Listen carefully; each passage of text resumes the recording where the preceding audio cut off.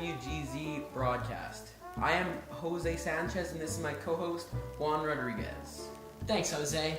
Today we have a very, very special guest. Tell him who it is, Jose. On this broadcast, we have a special guest that works with the Red Cross abroad. Welcome, Nik Crompton. Welcome to the show, Nik. How about you introduce yourself? Thank you, Juan. My name is Nik Crompton. I work for the Canadian Red Cross. We have been in Afghanistan doing some serious humanitarian work. Awesome. Tell us about the history of your organization. I thought you'd never ask. The Canadian Red Cross was founded by George Ryerson back in 1885. George Ryerson was a medic in the Canadian military, and he sewed 2 red pieces of fabric onto a square cloth. He then took that, put it on 2 horses, and carried around a wagon behind it, and saved many men from the war. That's all very inspiring, Nik. So I've been really itching to ask this question. What is your mission statement? I get that question pretty often. Our mission at the Canadian Red Cross is to improve the lives of vulnerable people by mobilizing the power of humanity across the world. Our values include respect, dignity, inclusiveness, safety, and integrity. Thank you, Nik. So what kind of humanitarian work are you doing in Afghanistan? We at the Canadian Red Cross are very proud of our work, not only at home, but abroad as well. As I'm sure you already know, millions of people across Afghanistan have suffered the devastating consequences of armed conflict. Since the fighting, Afghanistan has become one of the poorest countries in the world, causing rapid poverty. In Afghanistan, there's already a relief organization called the Afghan Red Crescent Society, or the ARCS for short. They have been working day after day to bring the most basic and vital human needs to some of the most far away and hard to reach places in Afghanistan. So, how has your organization been able to help them? You see, the Canadian Red Cross and the ARCS are both a part of the International Federation of Red Cross and Red Crescent Societies, so they've worked together in the past. The ARCS has been having some problems securing up-to-date materials, comprehensive critical disaster response tools, and properly trained human resources. This is where we come in. Thanks to funding graciously provided by the Canadian government, we'll be partnering with the International Federation of Red Cross to help provide them with the right tools and training. That's all very insightful. It sounds like your international development projects are going very well. Thank you.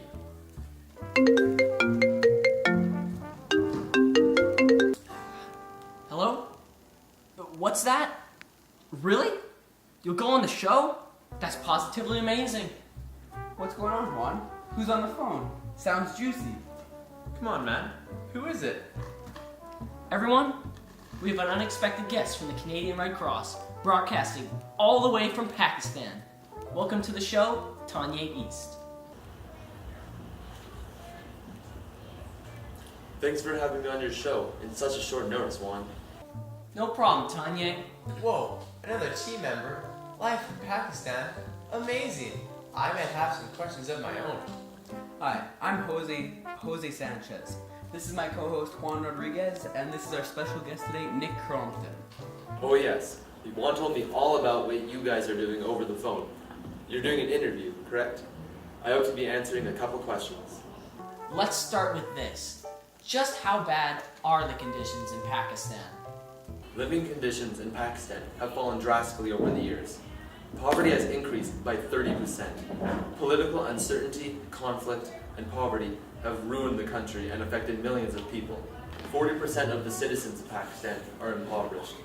Basic needs are struggling to be met. Things like food, shelter, healthcare, and education are among these things. Wow, I had no clue things were so bad down there. So what is your organization doing to help? Well, Jose, we've been supporting Pakistan ever since the 2005 earthquakes which ravaged the country, and we have been present there ever since, providing disaster relief. We've also supported them after the 2010 floods, which destroyed homes, infrastructure, and crops. This has been a big focus on our relief efforts in the country. I have to ask, what is the Canadian Red Cross doing about the huge problems for vulnerable people in Pakistan? Thank you for asking.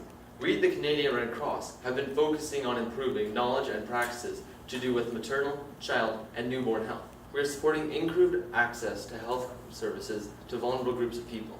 This includes increasing access to vaccinations, health and hygiene promotion, and first aid to those vulnerable groups of people.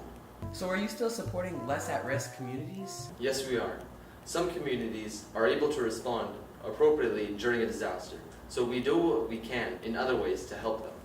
We mostly help these people by providing disaster risk reduction activities, such as setting up volunteers for a disaster awareness campaign, and providing them with supplies that are set up in the country to be rapidly deployed after a disaster. It really sounds like you're making a huge difference in Pakistan. You bet. And our efforts here wouldn't be possible without our partnership with the Pakistani Red Crescent Society. Well, I gotta get going to help some people right now. Thanks for having me on the show. No problem, Tanye.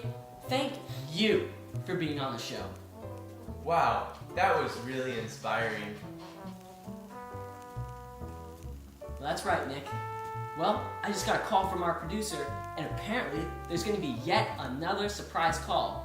This time, all the way from Syria. Well, welcome to the show, John A. Boiy. Thanks for having me on the show, guys. I hope I can answer some questions for you. So, how are the conditions over there in Syria?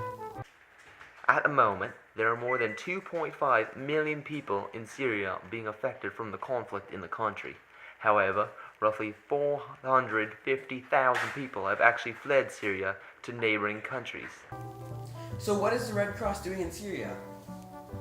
The Syrian Arab Red Crescent, SARC, supports 1.5 million people each month with food and non-food items, with the help of partners, of course.